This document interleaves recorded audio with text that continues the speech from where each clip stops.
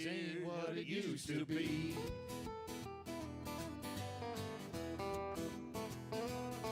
Before you know it, you're 63, making plans for Medicare A and B. You look around yourself and you see 100 years ain't what it used to be.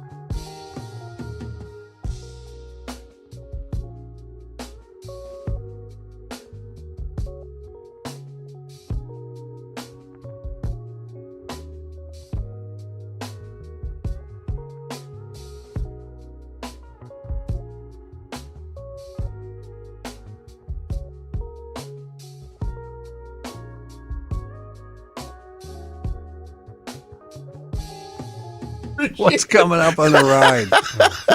You'll be all right. Joe? Josh Arnold. I am rolling. Josh Arnold, investment consultant, brings you Garage Logic podcast number 1742, March 23, 2026. 83 degrees, a record high on this day. That was in 1910. 4 below on this day in 1965. But in a moment, I'm going to bring you back something that you've all missed tremendously. I know where you're going. Call Josh Arnold at 952-925-5608 for a free 48-minute consultation. Hail the flashlight king. And now, from the mayor's office above the boathouse on the east shore of Spoon Lake, it's Garage Logic with Chris Reavers manning Technology Corner, Kenny Olson from the Krabby Coffee Shop, John Heidt in the newsroom, and of course, the rookie. Here is your flashlight king, fireworks commissioner, Wardrobe and the keeper of common sense, your mayor, Joe Soucheray.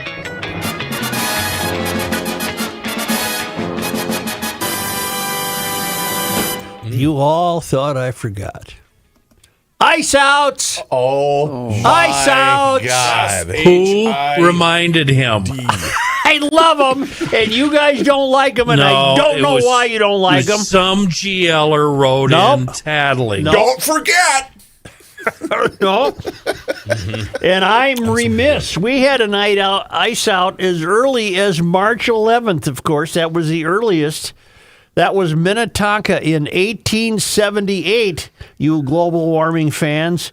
That went out in 1878. It went out again on March 17th, 2016, March 18th, 2000, and March 21st on 2 occasions, 1987 and 2012.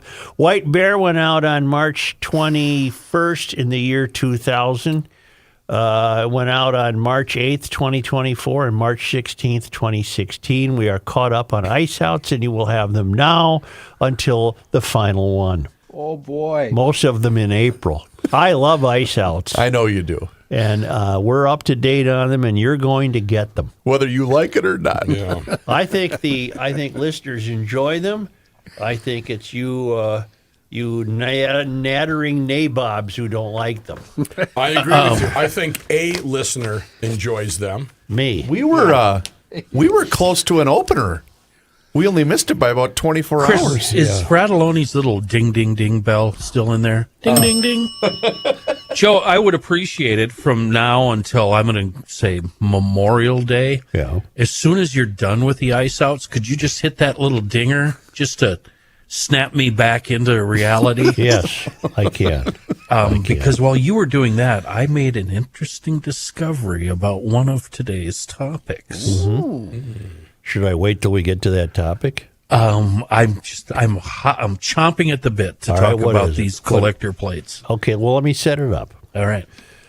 I'm a member of what? I belong to a number of classic car clubs. Austin Healey, Triumph, MG, and boy, my inbox was getting flooded with concern about a House bill that's been proposed. It's House File, what the hell is it? House File 3865. And I'm somewhat confused by it. It's authored by somebody named Margaret Luger-Nicolai, a Democrat lawyer. I believe she filled the seat abandoned by Kali Herr. And she represents parts of St. Paul. Yeah, she was elected just in November to replace Kali Herr. And it's House File 3865. This bill allows weekend operation of various collector vehicles during daylight hours on Saturdays and Sundays, and explicitly allows their use related to car shows, exhibitions, parades, and similar special events. It also makes a variety of technical and clarifying changes, which include creating a centralized provision on the scope of collector vehicle operation effective the day after enactment. Background. Current law establishes several types of vehicle registration categories in a collector class, namely Pioneer, Classic Car, Collector, Street Rod, Collector Military, and Classic Motorcycle. Vehicles registered under the collector class are limited to only being operated as collector's items and not for general transportation. And the requirements for most types of collector vehicles are silent when they're at shows, parades, and the like.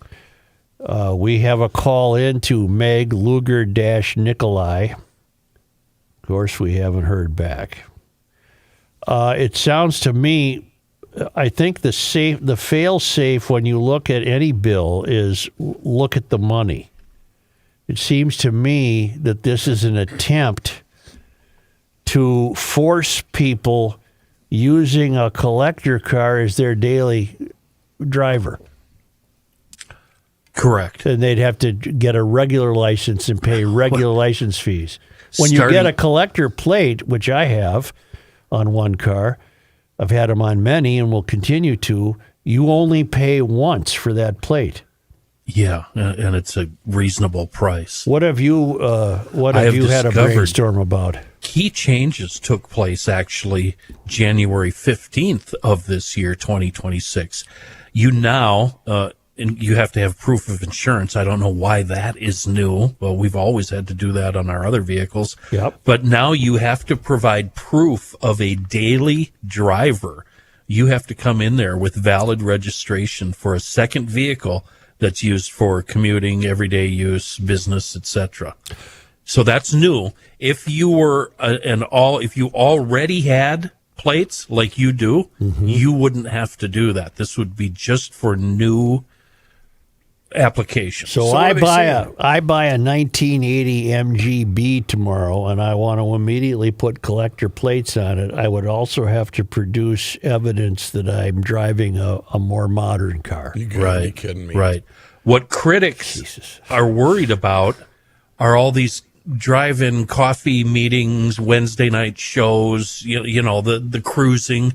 What is the one down in Henderson? That's Tuesday nights. The roll-in, yep. Yeah, they're worried about those kind of events that happen during the week. Well, again, follow the money. This is another attempt by Democrats to just get more of your tax money. I think if sane minds prevail here, there will be a rewriting of 3865, and they'll pull that out, and they'll continue to allow people to drive these vehicles whenever and wherever they want. The alarms sounded by these emails I've received are somewhat off base. They're issuing a cry of alert that we're forbidden to drive our cars except on weekends. I don't think that's the case. Do you think that's the case? I'm looking at. I know that you know what the text messages I've received sound similar to that. I'm not stopping, by the way. If I want to drive a 76 Triumph on a Wednesday, I'm driving it Nikolai, Luger-Nikolai, and I'm driving it with a collector plate on it. It's not my daily driver. Well, and as I said to you guys before the show started, I mean, people aren't even getting pulled over for expired tabs. Okay, well, now what does this do to law enforcement? Is Barney Fife driving around up where Kenny lives? Is he supposed to pull over? What is he supposed to do? Pull over a guy driving a Model A Ford on a Tuesday night because it's got classic plates on it? Sheriff Troy is saying to his guys right now, "Yeah, don't worry about it. Let her go." What a bunch of BS. Here's the other problem. Given the economy in this country and the price of cars, there's a hell of a lot of people driving 2006 cars. That's 20 years old. You can get collector plates at 20 years old. What this is intended to do is prevent that. Yeah. No, that's but I think the law that they already put in place that went into place January 15th is enough. You have to provide proof of having a second car. So if you're driving a 20-year-old Volkswagen Beetle and you have... Wait a second. How about a Jetta? Joe, I'm listening to myself say that's that. not 20 years old yet. I'm listening to the both of us talk about this. That's ludicrous. If I want a 65 Chevy and I want it to be my daily driver, why can't I put collector plates on that and make it my daily driver? Is this not a free country? The bigger the government, the smaller the citizen. So if the government, in this case, Meg Luger Nikolai, who's been in office since January, gets this passed, you don't get to make that choice. Right. Critics, here's what text I wanted to read you. This means no weekday cruises or evening drives. This means no driving. Go ahead. Well, I disagree. I don't think this will stop a single. But this is why everybody's up in arms, because these kind of things are going around. No driving on Wednesday night roll-ins. No weekday test drives after getting work done at the shop. See, that's it. All of this is. Well, that's silly. I hope it's silly. Here's the deal. I've always known that in theory, my collector plates, in theory, prevent me from just whimsically driving around. I'm supposed to be going. Bro, let me finish. I'm supposed to be going to an exhibition, or I'm going to a parade, right? I've driven the damn thing to Arkansas and back with collector plates on it. But not on a Wednesday. But you're not going to drive over to Bidet Makaska and Harriet and Lake of the Isles and you're not going to get on Theoworth Parkway. You're not going to do the grand rounds on a Tuesday because you're not allowed to. Well, but I am going to. I know. So here's another thing let's look at it from a larger viewpoint. I'm opposed to anything that gets the camel's nose in the tent, restricting my use of a car. Stay out of my life, Nikolai Luger, whatever the hell your name is. Thank you.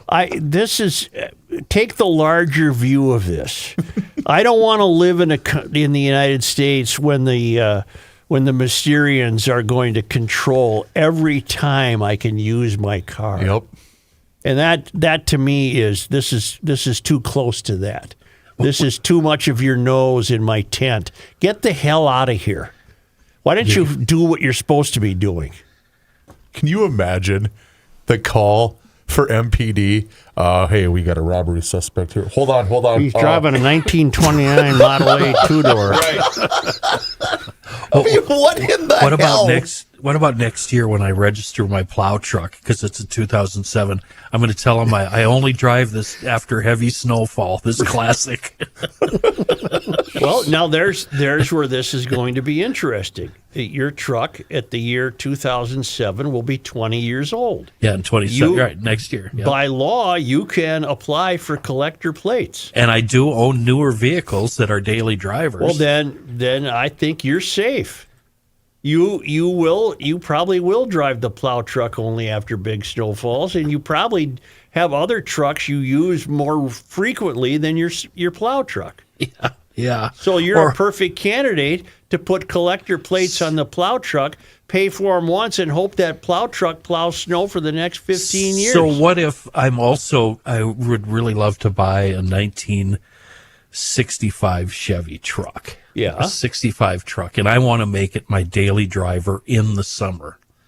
What do? I just have to buy normal plates then, right? Meg Luger-Nikolai will tell you that you can do that, but you're going to pay for regular plates. Yeah. And you're going to pay for them annually. By the way, speaking of that, you guys have been complaining about this, I think mostly off the air, about what you're paying for your plates. Oh, my God. I bought plates for my main driver last Friday. It was $44. What's the big deal about that? What?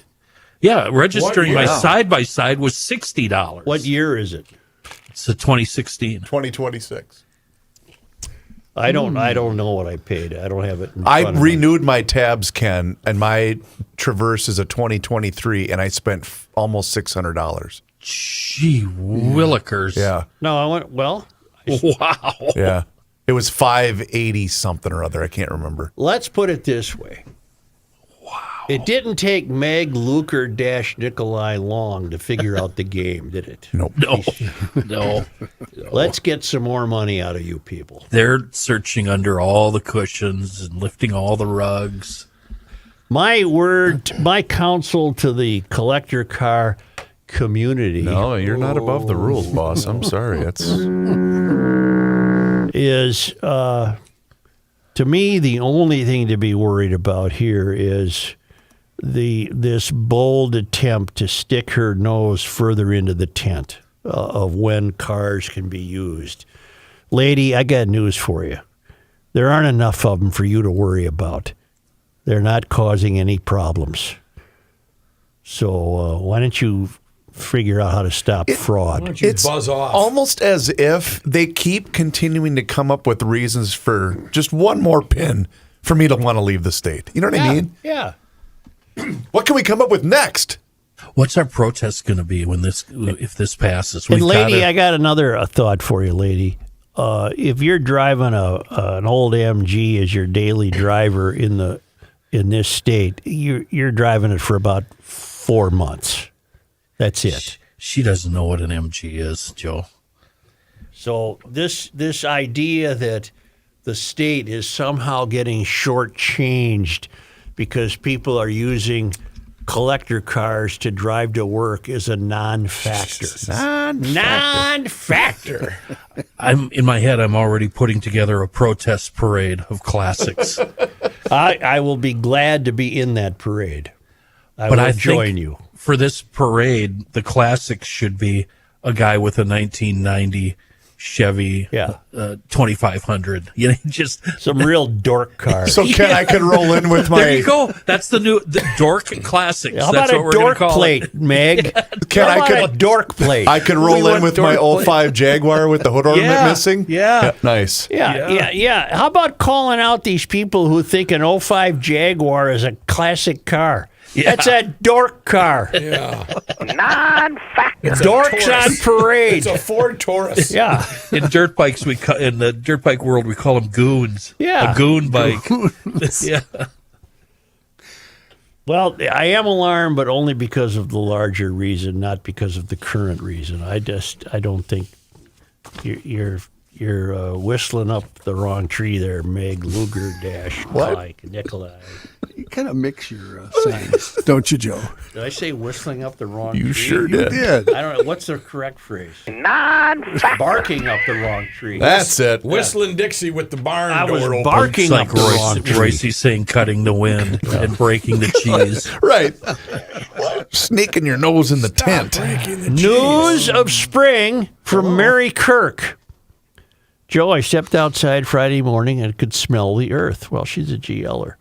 A sign that spring is here. As a youngster, my father taught me to be aware of the signs and smells of the outdoors. The smell of spring is my favorite. I read on the Google that there is a scientific name for that fresh smell. Geosmin, an organic compound released by Streptomyces or Actinomycetes bacteria in the soil, is a primary contributor to the characteristic fresh earth. I just call it spring. Good luck, Mary. Mary, what I would add to that is, if I'm not mistaken, and we've been through this, which is why I am capable, by the way, of smelling spring. I sometimes smell it in February. Got it. It's worms you're smelling, the movement of worms. I believe it has something to do. I'm serious. I think you are right, actually. It has something to do with earthworms. And the earth. And the earth remains uneven. Thanks, Norm. On my way to the hatchery, the wagon tilted because the earth was uneven. The spring smell I know though doesn't seem wormy. Well, Matt, let me try to And help when you. you can smell fresh spring, you gotta Matt, smell earthworms. Matt, let me try to help you. Here we go. If I'm understanding it correctly, you might be smelling the earth that the worms are turning over. I don't think you're smelling the actual worm. Because it's not smell radio. Thank you, Chicago. Right. But I think Mary's onto something. She can smell spring, and I'm with her. I can smell it also, and it has something to do Well, you know, all of you idiots just sit here with $1,000 computers in front of you, and you don't do a damn thing.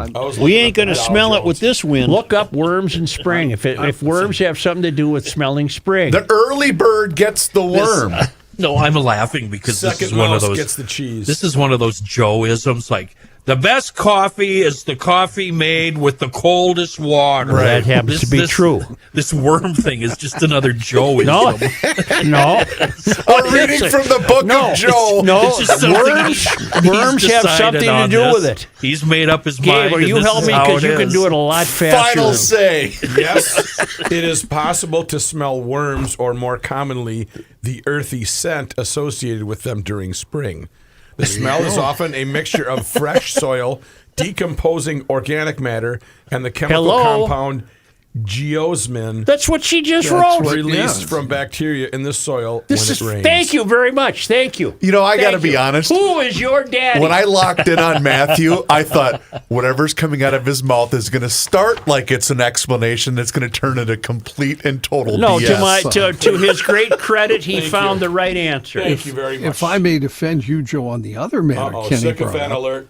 cold water. Yeah. It is true, Kenny. We looked this up one day. Remember, the cold water we did, releases John, and I was oxygen right again. that helps the flavor of coffee. Aren't you tired of winning? What a heavy burden you must It bear, is. Joe. It's terrible.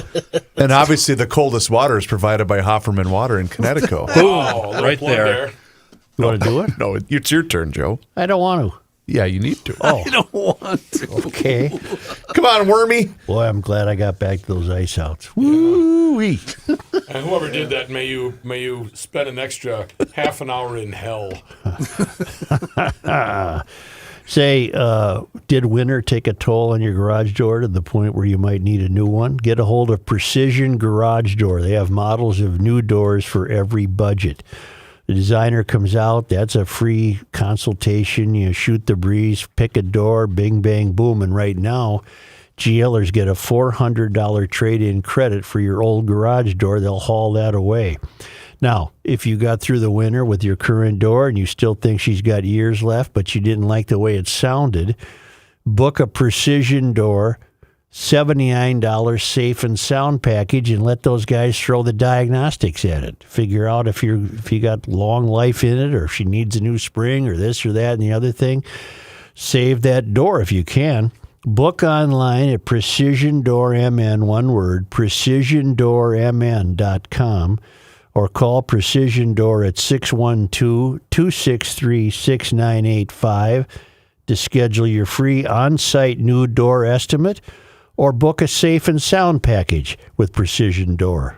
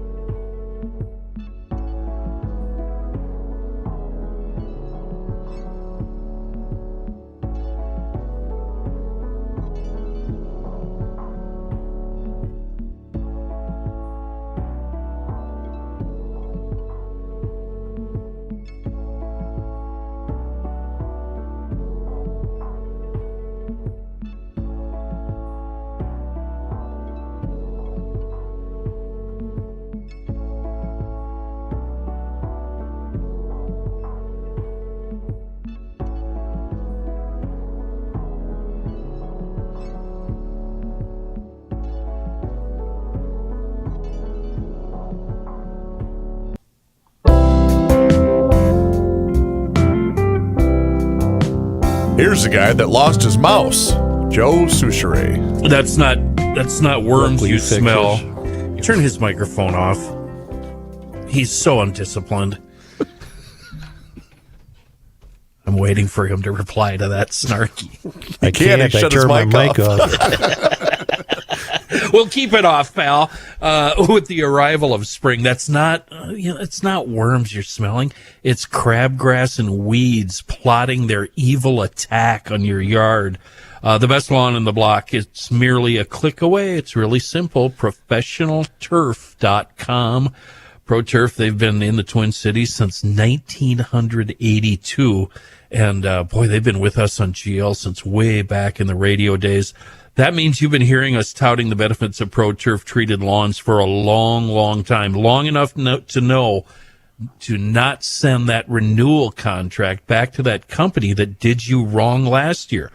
Go with the company that has long-term lawn care techs that have been treating our lawns for 20 years or more.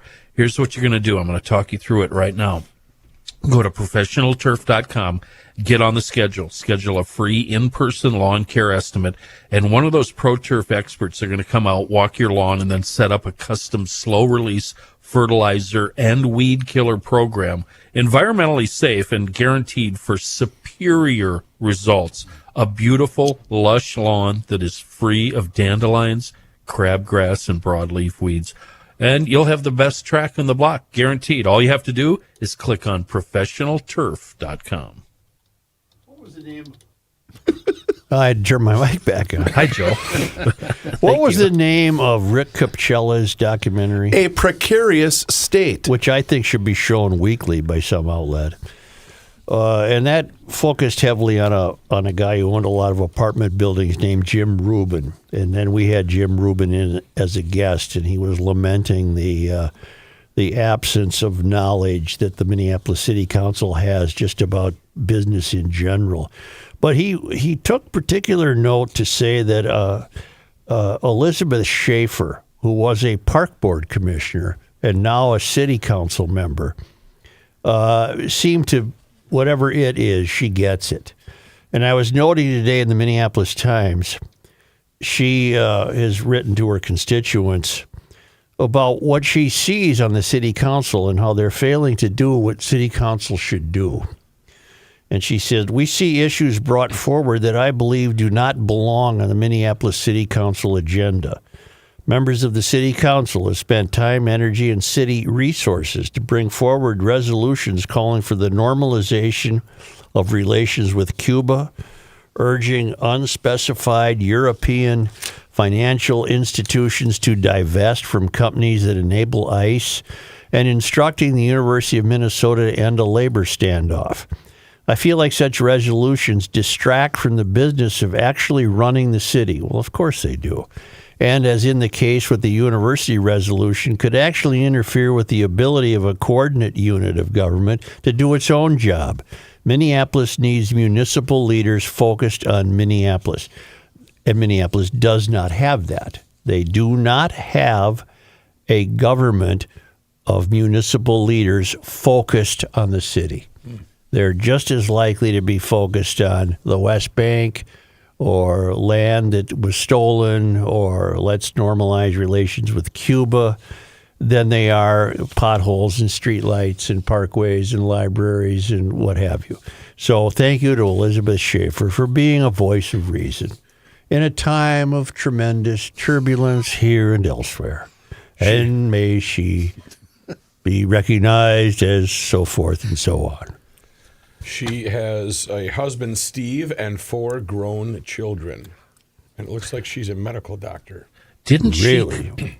I think she was against the 2-month eviction notice thing, too. I believe she was. Yeah. Because she understands how things work. And Business, it's a miracle that she's even on the council. What area? Yeah, how'd she slip by? What area does she represent, Rook? It's Ward 7. Where's that, I wonder? Let's see. They got a lot of wards over there. They do. Ward 7 boundaries. In the meantime, Hold on. yes. 7 is west. It circles Bidet, Makaska, Lake of the Isles, Cedar Lake, Kenwood, etc. North of 394 up to, Glenwood. Well, I wish they were all of that mind, but they're not. Meanwhile, in the Minnesota State Legislature, Democrats in the House. Last week, the Democrats blocked a bill that would have required serious lawbreakers to be reported to ICE if they were illegal. Now the Democrats are blocking a law that would make it a crime to disrupt church services. Mm-hmm. They think you should be able to, apparently, to disrupt church services. On January 18th, we all know, anti-ICE agitators stormed into City's church and disrupted its Sunday morning worship service. Protesters harassed churchgoers, shouted anti-ICE chants, and created such turmoil in the sanctuary that the worship service had to be abandoned. And, of course, the Mysterians in Minneapolis and St. Paul are all in favor of the disruptors. They thought that was great. I believe the pastor or a co-pastor there has a daytime job with ICE, and that was what motivated them. The always available Nakima was involved, Nakima Levy Armstrong, the always available Don Lemon, who has nothing to do now because he doesn't have a show. He was involved. And so the House came up with the idea, well, let's nail that down. Let's not be disrupting church services, and the Democrats voted against that because there has not been a specific statute that criminalizes the disruption of a church service. So Representative Ben Davis sought to change that. He authored House File 4095, a bill that would criminalize the disruption of any religious service if someone does so with the intent to interfere with the lawful exercise of religion and while committing a crime within the religious establishment. Should House File 4095 become law, a violation of that provision would be a gross misdemeanor. The second violation would be a felony resulting up to 5 years in prison or a $10,000 fine or both. Davis's bill was heard.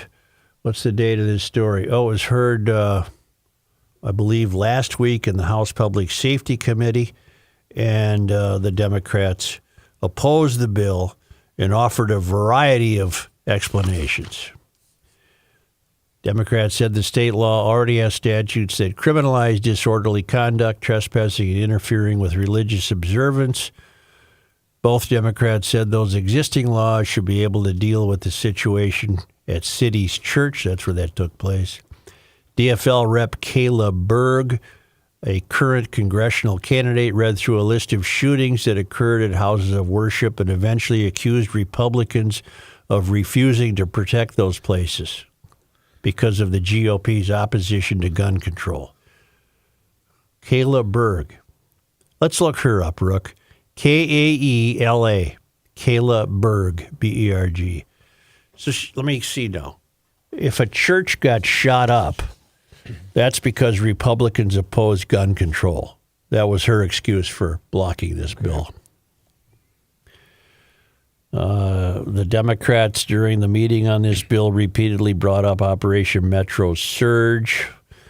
Democrats said religious places need to be protected, but Republicans blocked DFL efforts to protect constitutional rights in the wake of Operation Metro Surge. In the end, Democrats appeared to oppose the legislation to make it criminal to wreck a church or riot in a church because their Operation Metro Surge-related bills were also blocked.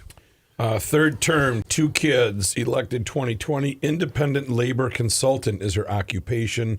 She is in 55B, which is district map.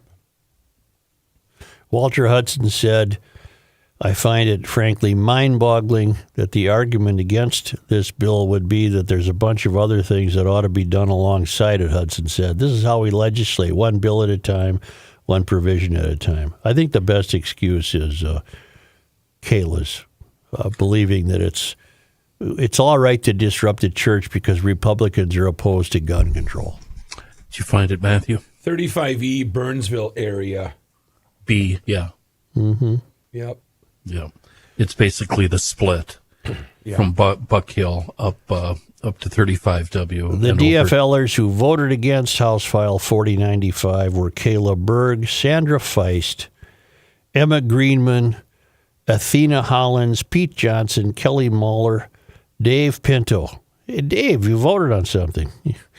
Lucy Rem and Brad Tabke. So if Walter Hudson is correct, he should be doing one bill at a time.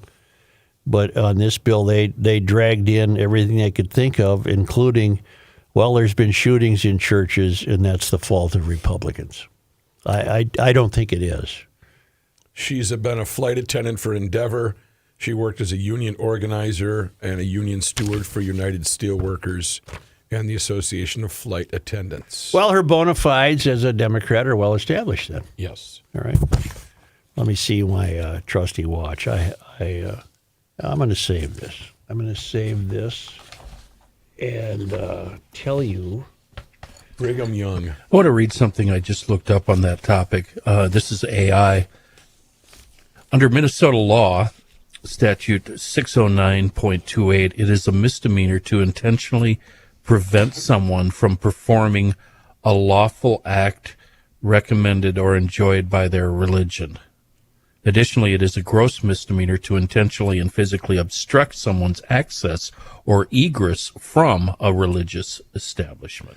Well, what this bill distinguishes, this bill is distinguished by the fact that this puts the act inside the church. They want to make it illegal to, the Republicans authored a bill to make it illegal to disrupt the church service while actually being in the church. I think what we already have on the books is you can't stop me from entering a church. Right. Or exiting a church. Right. Right. It was always assumed when this was a country of character and ethics and morality that going inside a church during a service, I don't care what brand of church, was so untoward that it was unthought of. It's amazing that we have to have a law against that, isn't it? But that's the point we've reached, that the always available Nikema and her race industry cohorts who make a living doing this believe it's just fine to go inside a church, and she found plenty of Democrats who agree with her. So we're fine. Everything's fine. Everyth's going to be nothing okay. to see here. Yeah. 2 plus 2 is 5. Yeah. 2 plus 2 is 5. If it's really weird, that's normal. You know, the mink, he did some thinking, and he came up with a pretty good idea. He was reading Max Schulman's Barefoot Boy with Cheek. Max Schulman was a Minnesota. I think Max Schulman invented Dobie Gillis, didn't he? Staff, anyone? I think. Never heard of him. Dobie Gillis or Max Schulman? I guess I know Dobie. Okay, I think Max Schulman invented Dobie Gillis. Is the staff on that? He did. Yeah, thank you. Yep. Short story character Dobie Gillis, who eventually became a television character. Right. Well, so he was, the mink was reading Barefoot Boy with Cheek, and he said, one thing struck me. Toward the end, when the hero is graduating, and this was written ages ago, when the Academy was failed, but not nearly as failed as it is now. Toward the end, when the hero is graduating, the speaker gives a ridiculous recounting of how the U was founded on land once owned by people called the Chalmers. The Chalmers did many silly things, but in their elections for political office, the winner was the person with the least votes. This way, the electorate knew the elected had few friends and hangers-on and were thus less likely to be influenced and coerced by bad intentions. That's a great idea. Whoever gets the least votes should be the winner. That's pretty good. Because they got nobody that they're beholden to. Right. Imagine if they applied that to Marconi's. Whoa. Wow. Wow. I couldn't help. I'd have a hell of a lot of victories. An entire closet full. I'd have a lot of first places.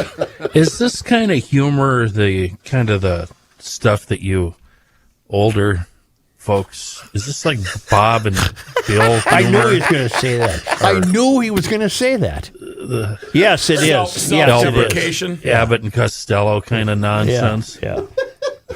The book overview for Barefoot Boy with Cheek. Yeah. Listen to this. On his first day of college, farm boy Asa Hearthrug, get it, Hearthrug, enthusiastically jumps out of bed and discovers that his pajama pants are caught in the bed springs. That's funny. He learns that his dog has died, and his father, in an effort to soften the blow, tells an absurd story about a female bullfighter. Next, the freshman pays a visit to his high school sweetheart to say a heartfelt goodbye, but Lodestone O'Toole, which is way ahead of James Bond, as the Mink noted, is more interested in hamburgers than vows of devotion.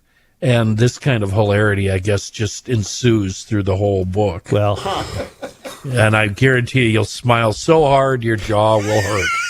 but it's a real belly jiggler, a knee slapper, I tell you. How'd you get to school? My father brung me. No, how did you get to school?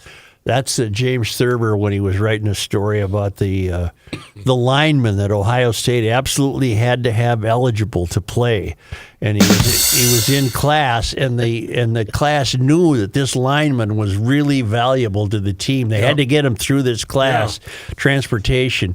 And how did you get to school? My father brung me. No, how? How did you get here? And the whole class started going choo choo choo choo choo to try to get him to say train. You know, it was the kind of hilarity that Kenny doesn't like because Kenny doesn't like fun. No, he doesn't like old fun. He doesn't like old fun. He doesn't like fun. Yeah. If he thinks Bob and Ray aren't funny. If I don't understand it, I mock it. That's what we do on GL. Wow. Well, that's true. A lot of shots all around the last minute and a half here. So it makes us great. I've never heard of this guy, actually, to be honest with you. But what I wanted to tell you, and you might not be surprised, one of his hardcover books, this Barefoot Boy book, $47 right now is the price at a used books. Max Schulman's very famous, Kenny. A lot of people have read him. Yeah. Really? Oh, yeah. You see any waterline prices there as you're browsing? 50 cents. Say, I have news for you from EcoFun Motorsports. The prices, the scooter prices are redacted. ATVs for only, that's redacted. Oh. E-bikes redacted. A redaction sale. Yeah, one of the guys upstairs sent me this. He thought it would be funny to redact it. Yeah, I think I know. I was at EcoFun Saturday, and it was bustling with people who realize that's the most fun store they'll ever be in.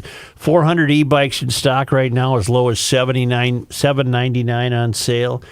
Motorcycles, I sat on the Moto Guzzi V7,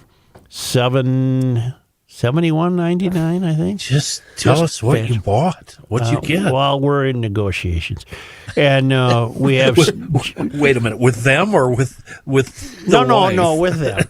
Okay. Jet skis and wave runners on sale, and you buy one, and they had plenty of those in stock. Oh man, and you get a $1,500 trail with the jet ski if you buy one. It's just the best. And I said, "Where's Kaylin?" She's the expert. She was brought to Yamaha's headquarters in Georgia. They flew her down again to learn more about jet skis. I think she's going to tell them more about jet skis than anybody else. Or Yamaha wave runners. So she's going to be an expert on electric bikes and wave runners. It's EcoFun Motorsports in Forest Lake. It's on Highway 97, immediately west of the interstate. And down in Burnsville on the Service Road of Life near County Road 42. Great seasonal sales underway now at EcoFun Motorsports, and a great website. Watch yourself, EcoFunMotorsports.com.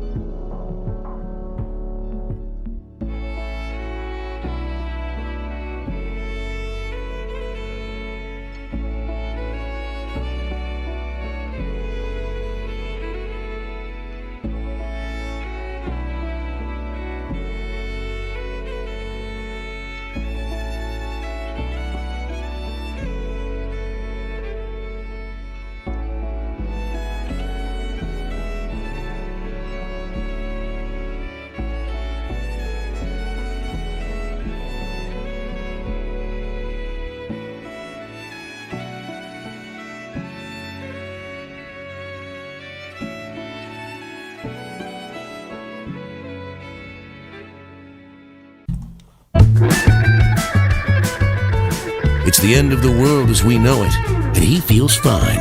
Joe Souchere. Can you smell it in the air? I smell worms. You know what it is? Spring. Golf season. Yes, it is. QuickLinks Golf and QuickLinksGolf.com. Check out this video right by the way.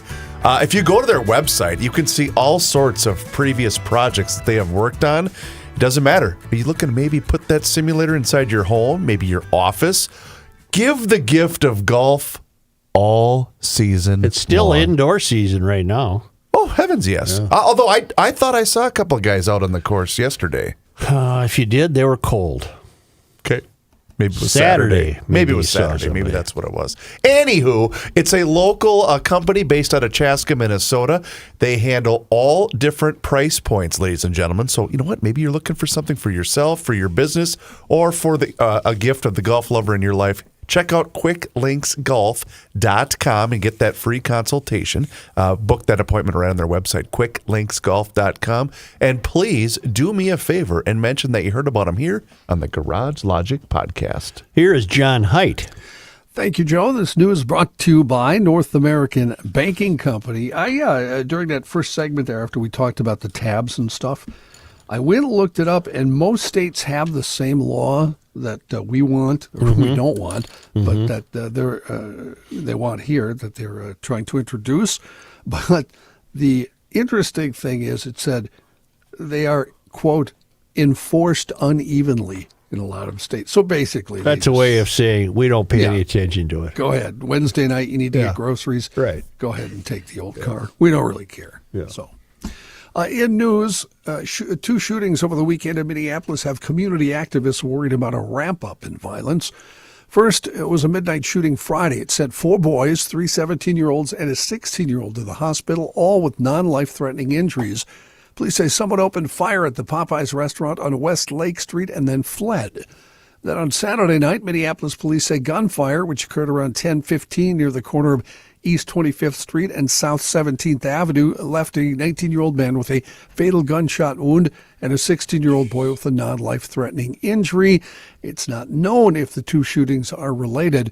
Bishop Harding Smith is the founder of Minnesota Acts Now, a faith-based nonprofit. He said, "We're not going to start the spring like this, and we're not going to start summer like this."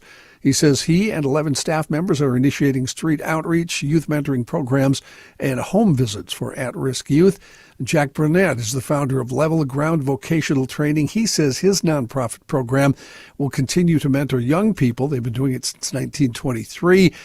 He notes the organization, which operates out of Shiloh Temple, has connected 150 youths to jobs and training.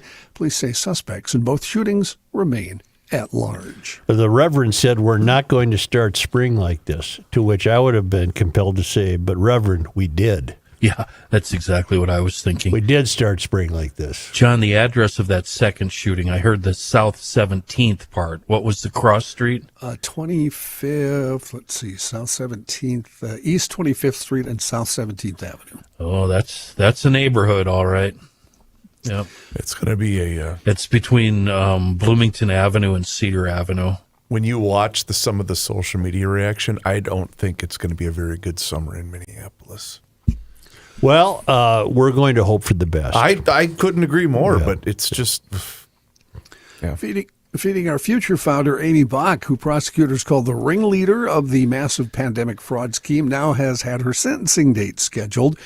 Bach is now set to be sentenced by Judge Nancy Brazel at 9 a.m. May 21st, 2026.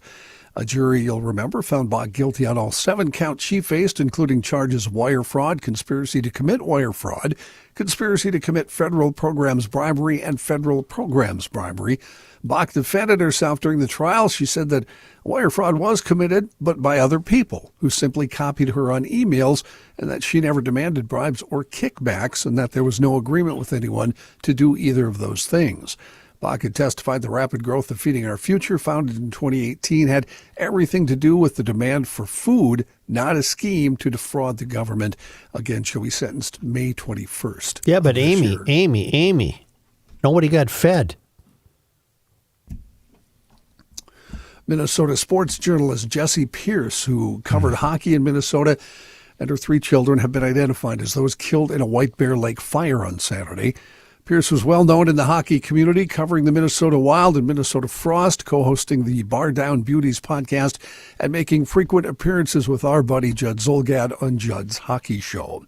The White Bear Lake Fire Department also confirmed Sunday night that Pierce died in the fire, said it will release additional information on the fire after the investigation. An outpouring of tributes for Jessie and her 3 children, Hudson, Caden, and Avery, came on Sunday following the news of their death. According to Judd, she was so many things to the hockey community and to our podcast: funny, intelligent, never afraid to speak her mind. If there was one word I would use to describe how I felt about her, it would be respect. She was a mom, a writer, a person who was great at dealing with everyone. Fellow sports journalist Jess Myers of the St. Paul Pioneer Press said he'd known Pierce for 15 years, bonding over their shared love of hockey and their alma mater, Iowa State University.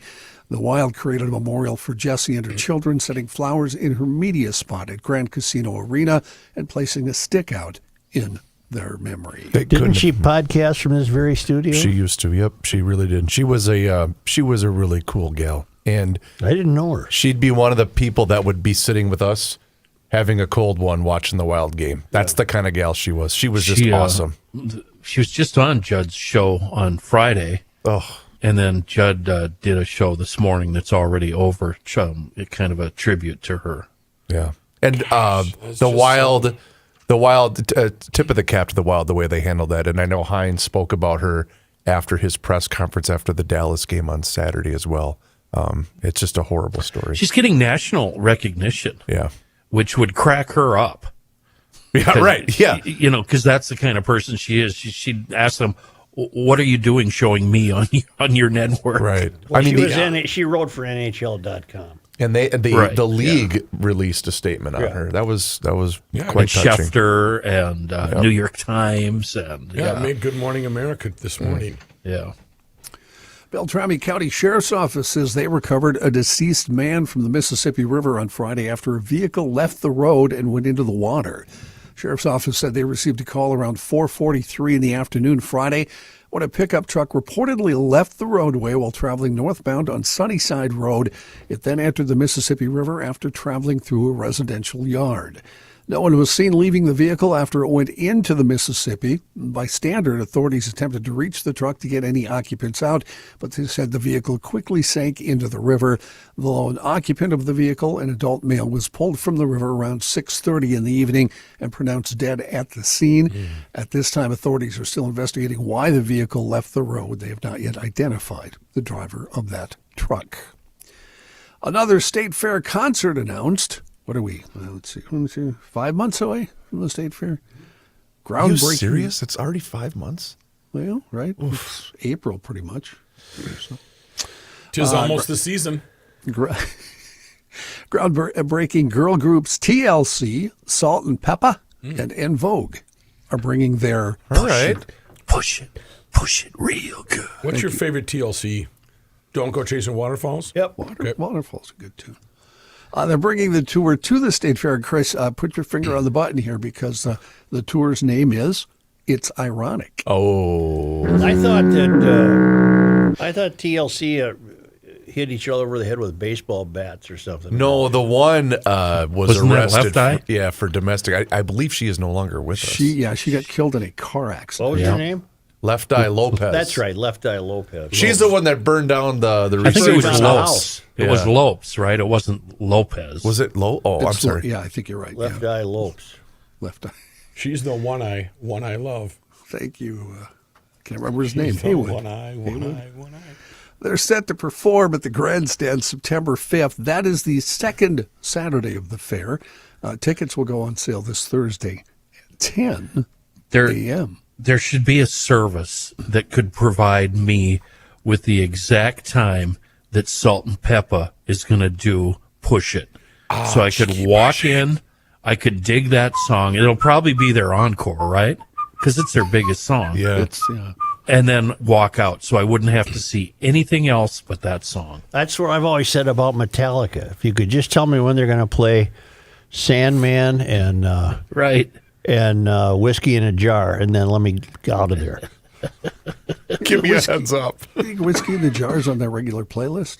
I bet they play it frequently. God, I would hope not. They do such a horrible version It's of the it. only reason I asked, Kenny. Thank you. I bit on that hard, didn't I? Yeah. Joe, when I worked for the Fan, I would get tickets for NBA games, and it was when all the big players were big, Jordan, etc. And I would go down there, and I would sit in the bar till the start of the third quarter. Then I would go down and watch that quarter. Then I would go across the street to the First Avenue. I'd wait till the fourth quarter. No, you want to beat the rush. Yeah. You got to get out of there early.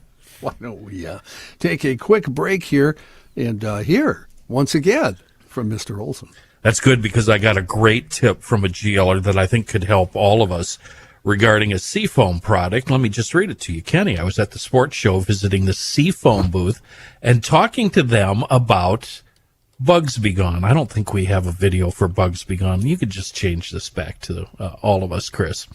The staff at the sports show gave me a sample bottle and said I should try using it on stains in clothing. What?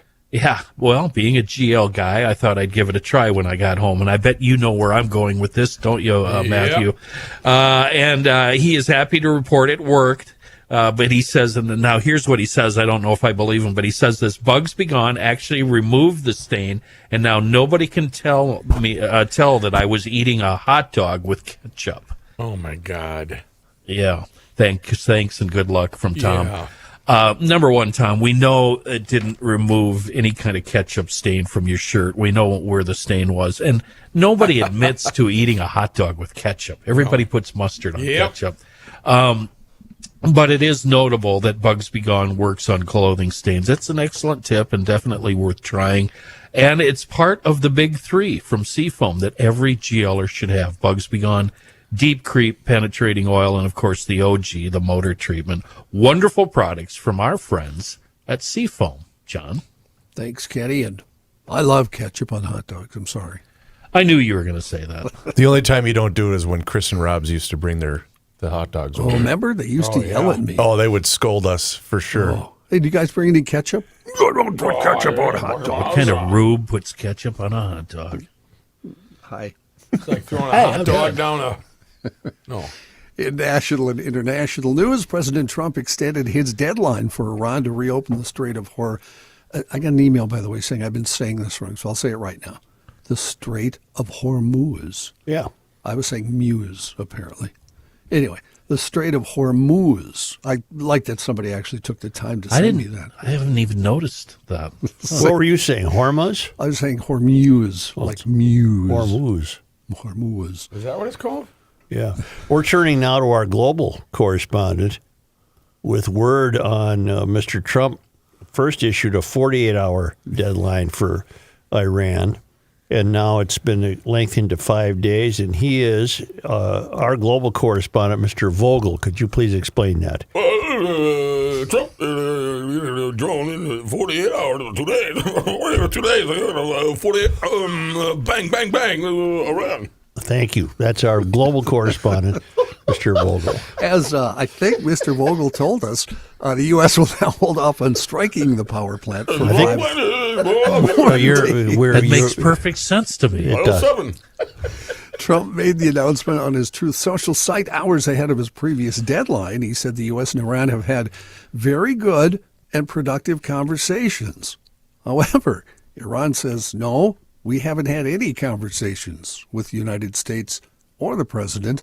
We haven't talked to them at all. Mr. Vogel, how do you explain this? What are you hearing with your ear to the ground over in the Arabian Peninsula? How do you explain this discrepancy? War. People talk. They're peace talks, and the U.S. and Iraq, Iran, and the Middle East try peaceful. I don't know if I agree with that, but I do. No, I thought it meant. Kenny's disputing I don't know what he said. Yeah. I mean, I understand what You're saying. You're disputing that, huh? But I don't. I'm not. I can't go with that. I'm sorry. The change in mind by the president has made for, again, humorous things on social media. I'm thankful that he changed his mind. I am thankful. Hey, Mushmouth. That's Mr. Vogel. Mr. Vogel. Who am I to believe, President Trump or Iran?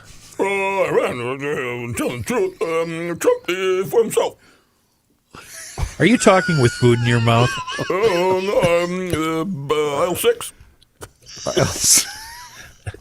Did you ask him, where do you go to put food in your mouth? And he said, aisle 6. Have we established Mr. Vogel is no longer with us? Is that what we learned last week? Lawrence Vogel has passed. Okay. Yes.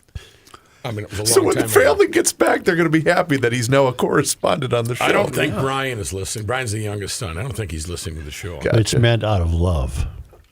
100%. He was a gentle, wonderful human being. But he's also our new global correspondent. 8:45 Nativity every Sunday, Hey, it was. I don't need a history. I'm just telling you, he's our new. Don't you want to learn about a new character on the show? He's our new global correspondent. 8:45? Yeah. That's a weird start time. Barb and Larry. And Why not 9 a.m.?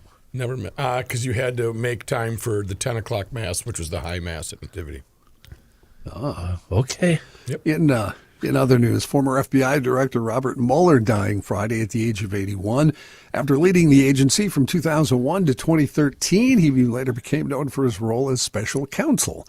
Appointed in 2017 to investigate claims of Russian interference in the U.S.'s 2016 presidential election, Mueller investigation identified contacts between the Trump campaign and Russia. By 2019, they had brought charges against 6 of President Trump's associates, including campaign chair Paul Manafort and Trump's first national security advisor Michael Flynn.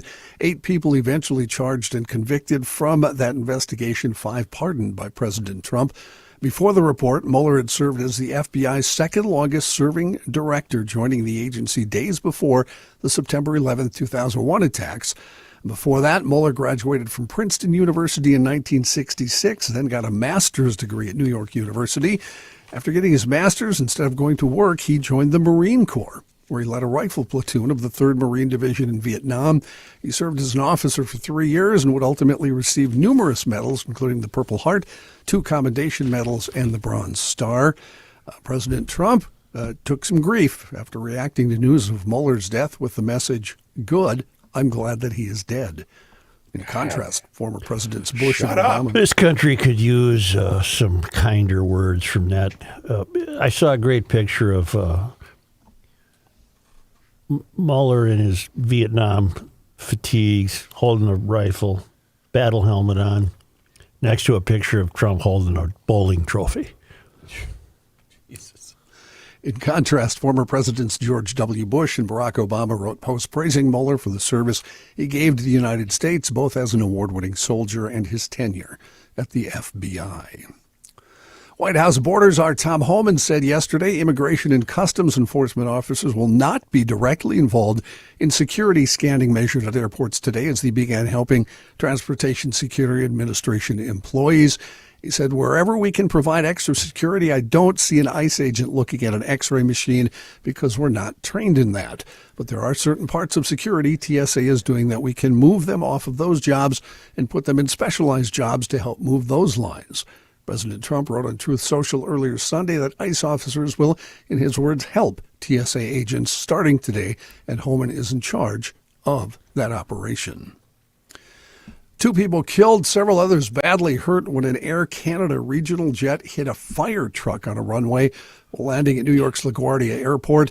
The pilot and co-pilot were killed in the late Sunday night collision, which crushed the nose of the aircraft. 40 passengers and crew members were taken to area hospitals, a few with serious injuries. Most have been released from treatment as of this morning. 2 Port Authority employees who were traveling in the fire truck also suffered injuries, were not believed to be life-threatening.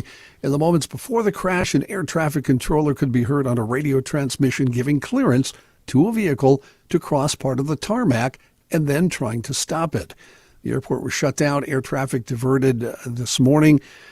Air traffic controllers evacuated the tower because of a burning smell from an elevator, according to the Federal Aviation Administration in Newark. The fire truck was traveling across the runway to respond to a separate incident aboard a United Airlines flight whose pilot had reported an issue with odor. Do we know if the fire truck occupants were injured? In fact, that was part of the story. They were not seriously injured. Not seriously. That shows you the strength of a fire truck And it shows you how quickly the nose of that plane collapsed. It hit the fire truck, and the fire truck guys live, and the two pilots must have been crushed. Yeah. I would have jumped out and run. Man, have you ever landed? Have you ever flown in and out of LaGuardia? I have, many horrible times. Little airport. I don't like it. If I was a movie script guy, I would write a movie about a plane that crash lands on Rikers Island, which is just off both runways at LaGuardia. Mm-hmm. I think that would be a great basis for the start of a movie. Okay. Yeah, why don't you get busy with that? And Is that your dream? let's circle back to this at about this time next week. Okay. All right. You fellas remember Mark Robinson? Yes. Former South Carolina? North Carolina. North Carolina. Former lieutenant governor of North Carolina. Ran for governor in 2024. You remember during that election period, reports surfaced that he was on a porn website frequently writing racist and other offensive posts. Robinson used homophobic and anti-Semitic slurs, including exclaiming, "I am a black Nazi." He initially denied that he was the author of the comments, and he lost the race for the governor's post by 14 points. Well, last week he was on a podcast with Florida-based pastor Josh Hall, and he acknowledged, yes, it was him. He had an obsession with pornography and sex, and he had denied the reports of his online commentary to protect those around him, including, he said, Donald Trump, because it was, how's this for cynicism? He said it was, quote, the most expedient thing to do. Said I don't know what that means. I'm not tracking. He said, if I had to ignore the truth at that moment for expediency, I felt like it was the right thing to do. I didn't want to be the person that cost the president of the United States the election. So it was expedient for him to deny it so that he didn't get himself or the president in trouble. Oh. So he would go on a site and watch whatever, but then start calling people homos or whatever it was? There was we read them when they happened. They were very strange. We played his audio on the air many times. Loved Hitler, he said on the posts, and So because Trump endorsed him, correct, he thought I better not say I'm the guy who watches this stuff. Okay, do that stuff. Yes, and well, sometimes I wish he wouldn't have. You get it? Then Trump wouldn't have. I get it. I get it. Rick, I get it. A mystery of sorts.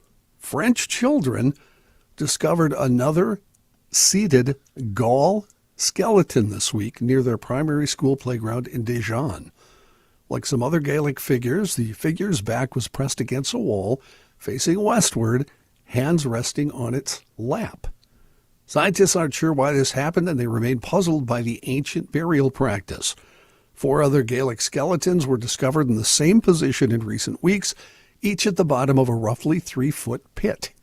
Gaelic tombs in Dijon represented more than a quarter of all Gaelic burial sites discovered, suggesting the city held special meaning for the Celtic people. It's unclear whether the seated position was a sign of respect or an indication of punishment, and they don't know whether the deceased were buried alive or not. Ooh. All skeletons discovered in Dijon were adult men, except for one child. Gauls emerged in Western Europe about 2,500 years ago, spreading across modern-day France, Belgium, and the UK. Even more strangely, when they were there, they didn't leave any written records. I hate that. You got to leave me a trail. The Gauls were illiterate. Give me something to work with.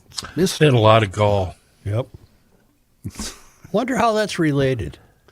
Not at all. Gaul and Gaelic? 2 different spellings. Oh. May we go back to the fire engine airplane story? We may. I'm watching the video of this.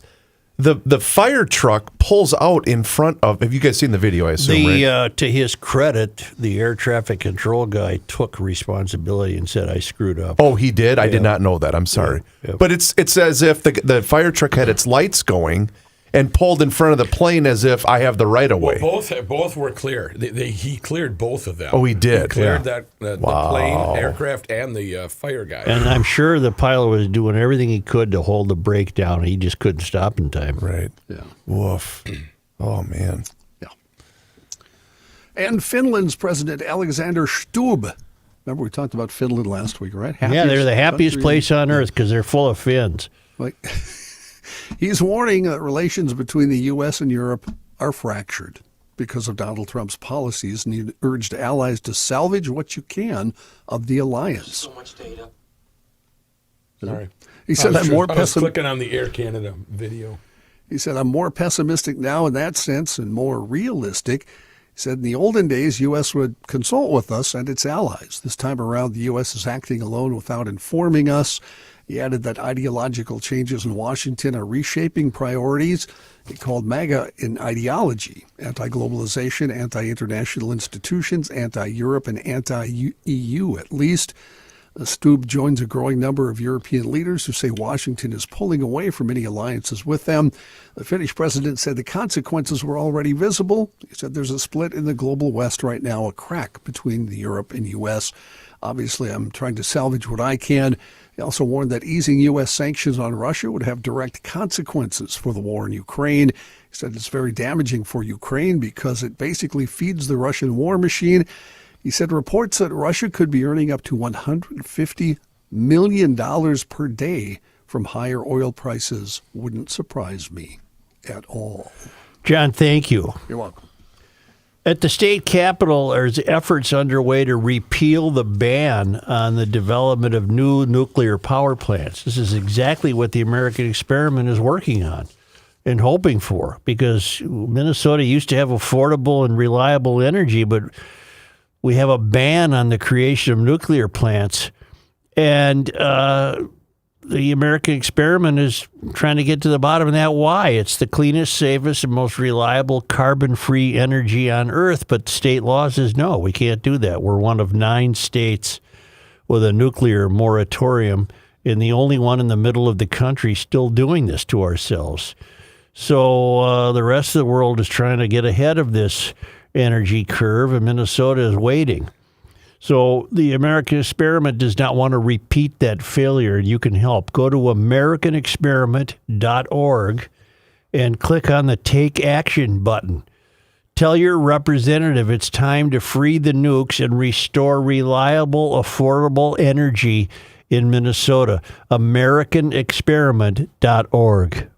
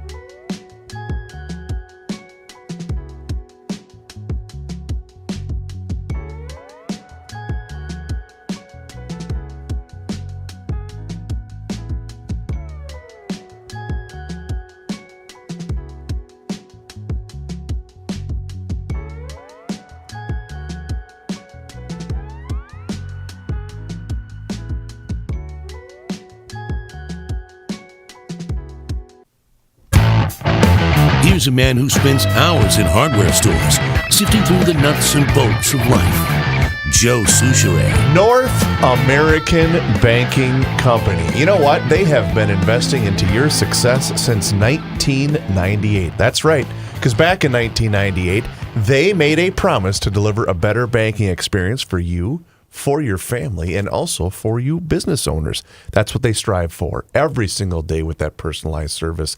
And they have 6 wonderful Twin Cities locations to make all of that happen. Roseville, 50th and France, Woodbury, Hastings, Shoreview, and also in Maple Grove, offering you the same updated online and mobile banking tools as all of those other big national banks. But the key difference is you're going to get the unparalleled service of a community bank. But see it for yourself. Check them out online today. It's nabankco.com to learn more. Once again, it's banking done differently. North American Banking Company, member FDIC, is an equal housing lender. Joe? I have some news about our state's Paid Family and Medical Leave Act. As of March 15th, the Minnesota Department of Employment and Economic Development, which runs it, has said nearly 34,000 Minnesotans have been approved for the act. That's nice. According to DEED, the Department of Employment and Economic Development, 2/3 of all applicants are being approved or denied within 3 weeks. So far, Minnesota Paid Leave has processed nearly 50,000 applications. Minnesota Paid Leave is working according to plan, said Deed Commissioner Matt Verlick. I am proud that we delivered this program on time and under budget. All right. And it goes on to pat itself on the back. Okay. I got an email from a guy who says, don't use my name. All right. Hail the Flashlight King. Hail you. I wanted to write and share with you how the Paid Family Leave Act has affected my family. My company recently announced that they are ending completely their previously provided and generous maternity, paternity, sick leave programs and are directing everyone to the state program.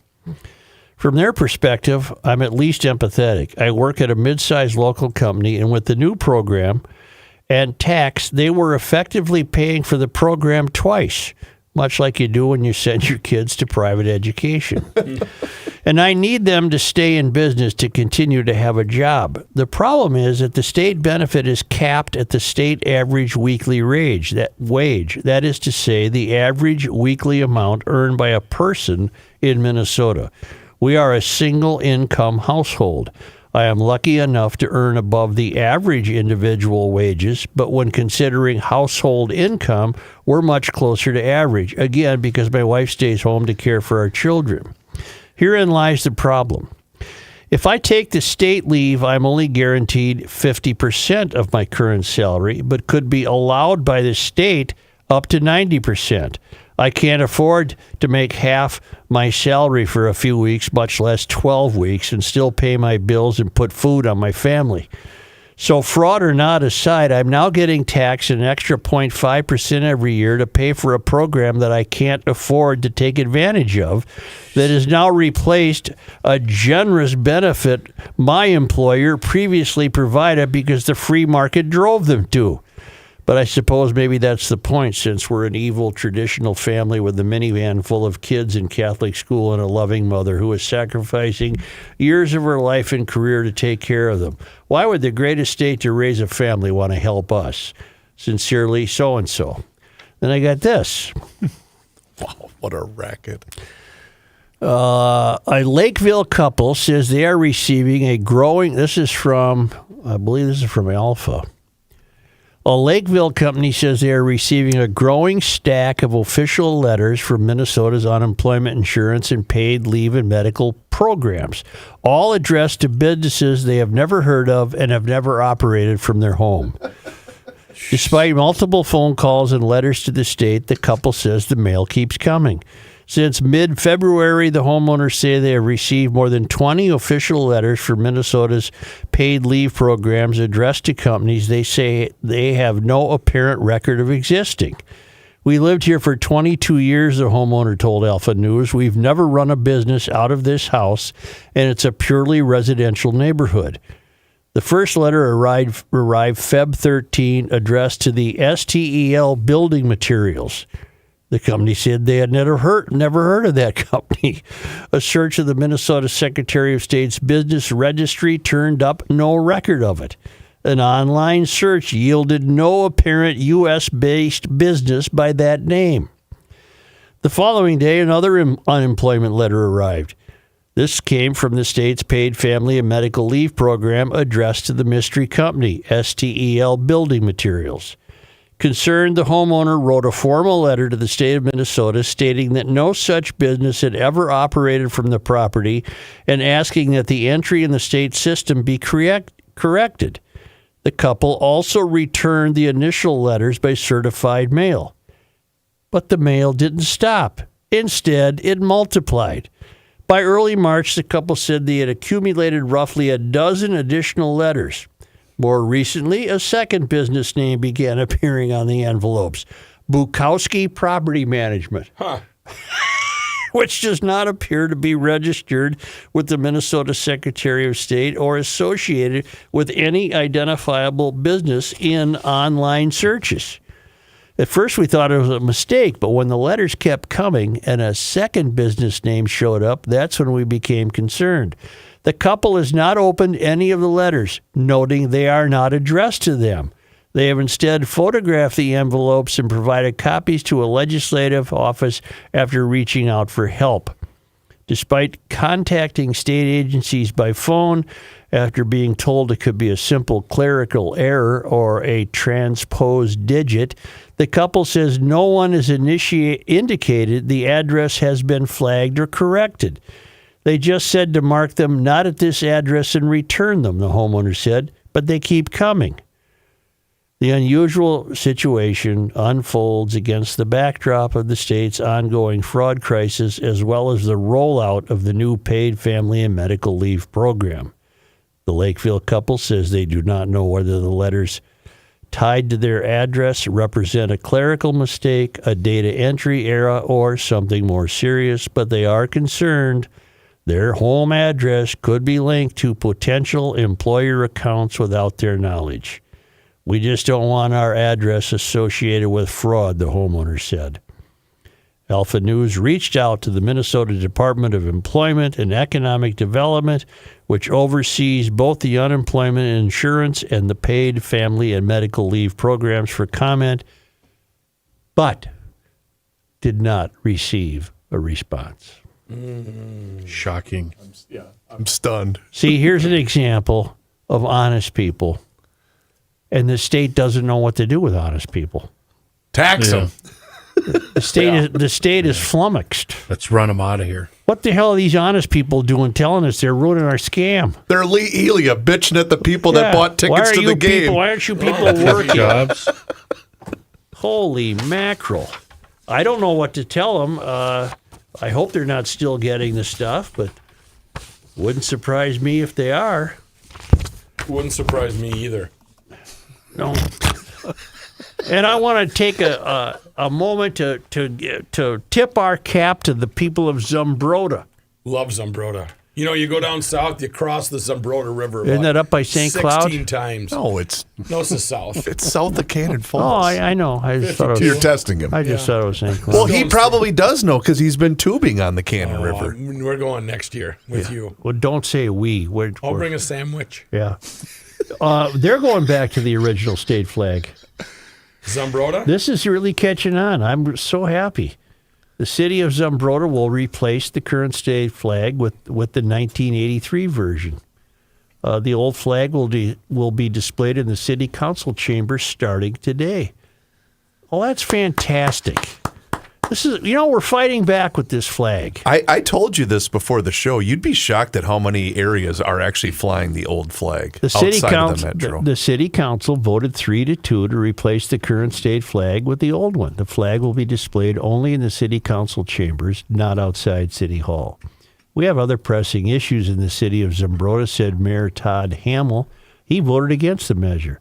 But City Council member Kevin Amundson, who spearheaded the push to return to using the old flag, said it's about heritage and politics. He also criticized the way the state went about creating the new flag. Right. I wanted to maintain the heritage and culture and the legacy that established and built Minnesota, he said. Our elected representatives outsourced it to an unelected committee. It's kind of a moot point, said the mayor, Hamill, noting that the flag is only displayed in the corner of the council chambers. Well, that's a start. I'm happy for the city of Zumbrota having come to their senses, and many other burgs in Minnesota are doing the same thing. And I think it's fantastic. Yeah, I do too. I think it's fantastic. Let's get them all off. You know what then they'll do? They'll pass a law saying that's illegal. You can't fly that flag. Yeah, this is going to be tit for tat. Excuse me? Yep. Only because they come to us all the way from Penguin, Tasmania, Australia, from the Traveling Lymans at worldwidewaftage.com. Before you end and thank GLers, I am going to update you on a this day in sports history that you read from March 4th. All right. I love You're this. going to love it, too. What'd you find down the rabbit hole? On this day, March 23rd. Henry A. Swift was born in Ravenna, Ohio. He served as governor for 6 months during the Civil War, succeeding Alexander Ramsey, who left office for the U.S. Senate. Swift died on Feb 25, 1869 in St. Peter. And it's probably where we get Swift County. Is there a Swift County? Yes, there is. On this day, March 23rd. your S counties are St. Louis, Scott, Sherburne, Sibley, Stearns, Steele, Stevens, and Swift. Got it.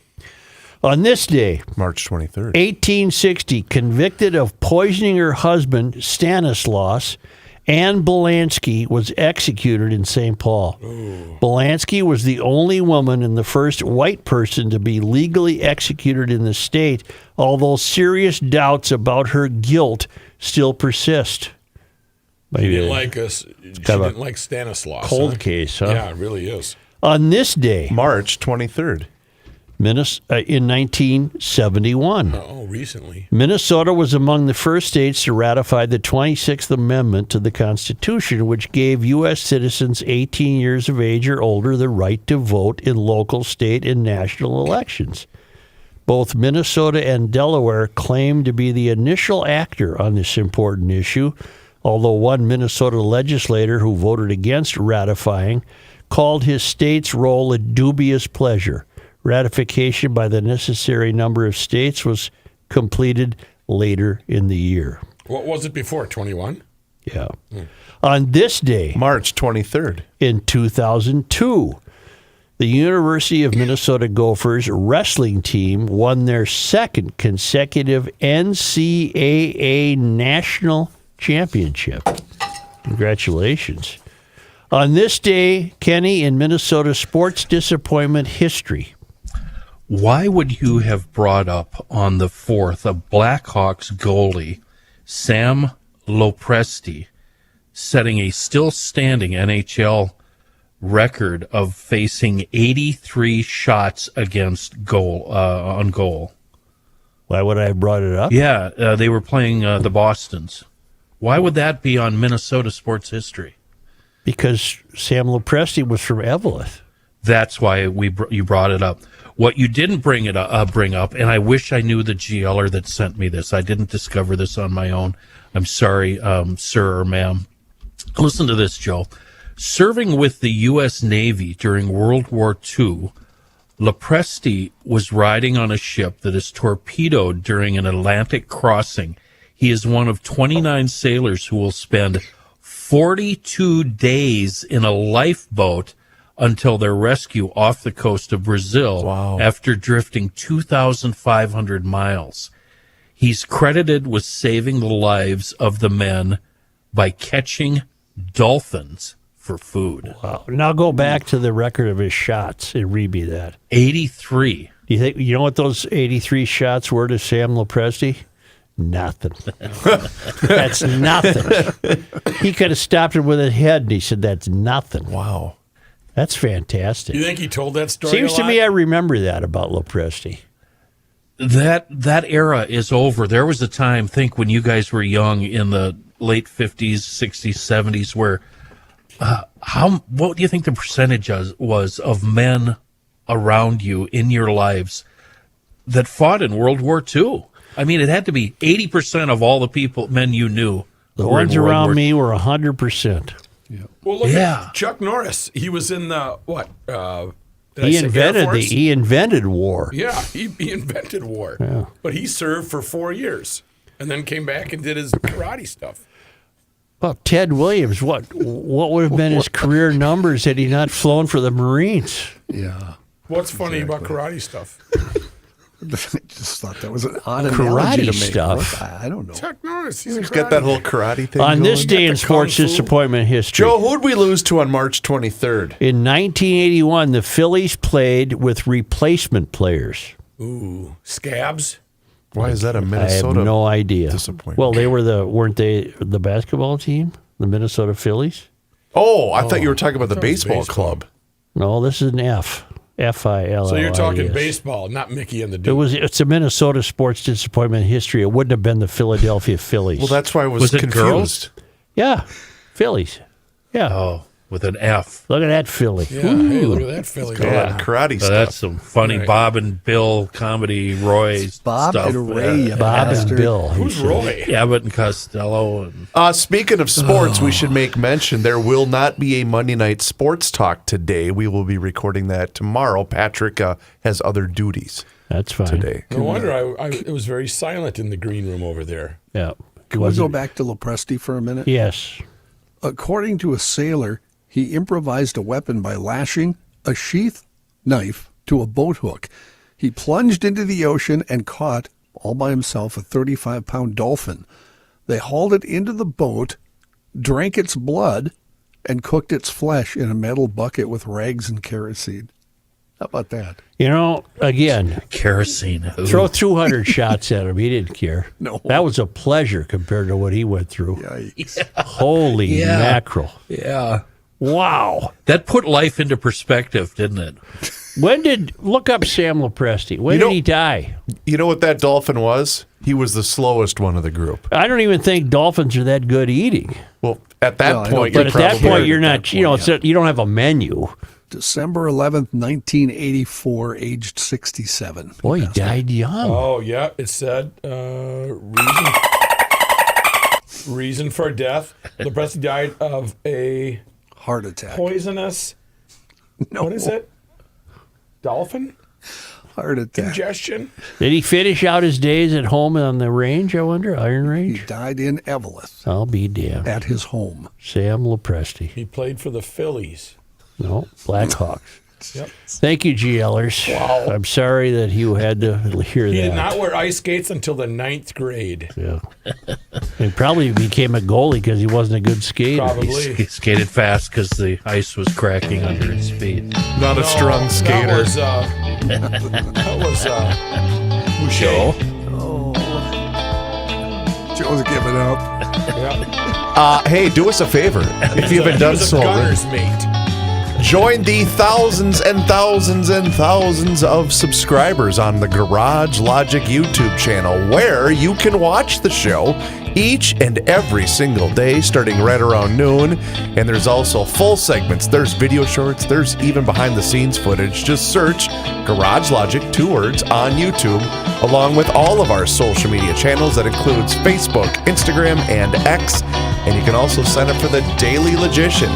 That email comes right to your inbox each and every single day, and it includes most recent episode of the podcast.